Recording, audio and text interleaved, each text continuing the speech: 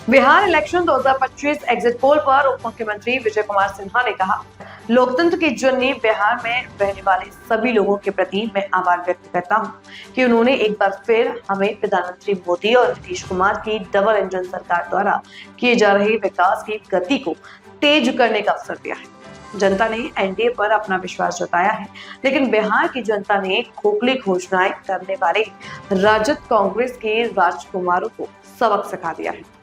जब परिणाम सामने आएगा तो उन्हें इसे स्वीकार करना ही होगा। वे अभी से चुनाव आयोग, ईवीएम और अधिकारियों को दोष देने के तरीके खोज रहे हैं और बिहार के भविष्य को बनाने का एक मौका दिया है और एनडीए सरकार भारी बहुमत से बनने जा रही है। बिहार के अंदर बिहार की जनता अपने अनुभवी और विकास के प्रति समर्पित भ्रष्टाचार मुक्त वातावरण बनाने के लिए एनडीए पर विश्वास व्यक्त किया है, लेकिन डपोर संखी घोषणाएं हवा हवाई करने वाले राजद कांग्रेस दोनों युवराज को बिहार की जनता ने सबक सिखाया। 14 तारीख, अब तो ज्यादा समय है नहीं, परसों ही परिणाम सामने आएगा तो लोग स्वीकार करेंगे। वो तो पहले चुनाव आयोग पर ठिकरा फोड़ने का, ईवीएम पर, पदाधिकारी पर वो बहाना ढूंढ रहे हैं। इससे साफ झलकता है वो हताश, निराश। और बिहार की जनता ने चार्टर्ड विमान पर बर्थडे मनाने का फिर उनको अवसर दे दिया है। दोनों अप्पू और पप्पू कोई विदेश जाएंगे, कोई दिल्ली जाएंगे, फिर बिहार से उनको कोई मतलब नहीं रह पाएगा। वोटिंग प्रतिशत में बढ़ोतरी हुई है सर, महिला युवा बढ़ चढ़ कर मतदान किए, उन पर क्या कहेंगे? देखिए, ये लोकतंत्र में बिहार की जनताओं का जो विश्वास है पूरे देश के लिए एक उदाहरण पेश किया है और इस तरह से हर मतदाता को भागीदारी करनी चाहिए।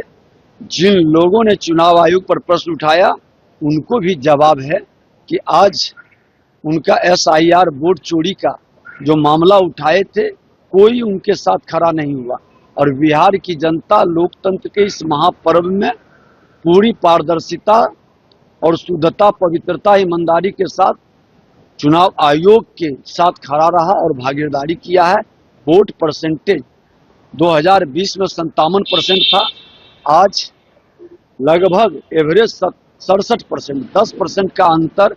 ये लोकतंत्र, मजबूत लोकतंत्र की एक नई पहचान और एक नए उदाहरण के साथ नए कदम बढ़ाया। दिल्ली बम ब्लास्ट में अब एनआईए जांच करेगा सर, कैसे देखते हैं?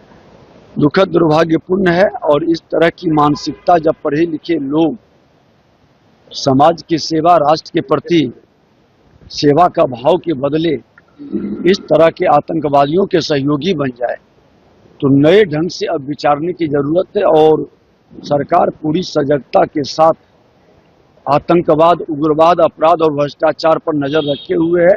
और ये चारों लोग को जो संरक्षित करते हैं और जो इनको कहीं न कहीं आगे बढ़ने का अवसर देते हैं उस पर भी कार्रवाई की अब जरूरत है। अखिलेश यादव सवाल उठा रहे हैं सर, इंटेलिजेंस एजेंसी इस पे कह रहे हैं कि उन्होंने अच्छे से काम नहीं किया, इसलिए ये दिल्ली पर। विपक्ष के लोग अपनी जिम्मेवारी को समझें और संवेदनशील मुद्दों पर राष्ट्र के साथ खड़ा हों।